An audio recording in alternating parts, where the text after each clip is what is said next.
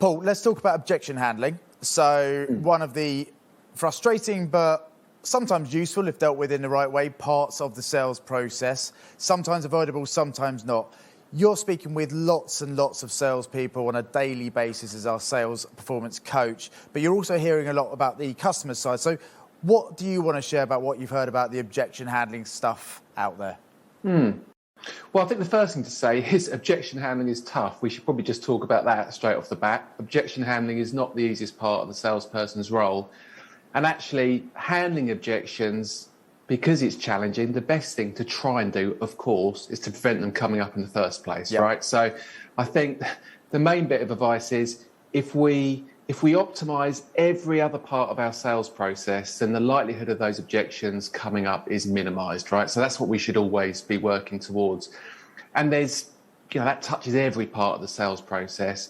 But I think with sales, so often all roads lead back to the initial conversation, right? You nail that sales conversation with the individual and everything else gets easier, from negotiation, putting together the right package, and objection handling.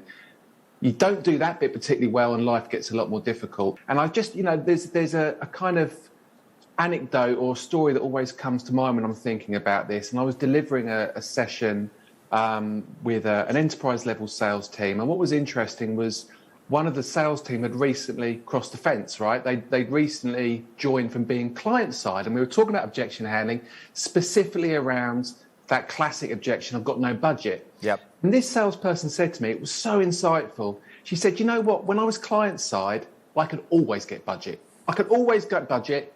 Wasn't necessarily easy. I would frequently tell salespeople that I couldn't get budget to end the call, but I could always find budget.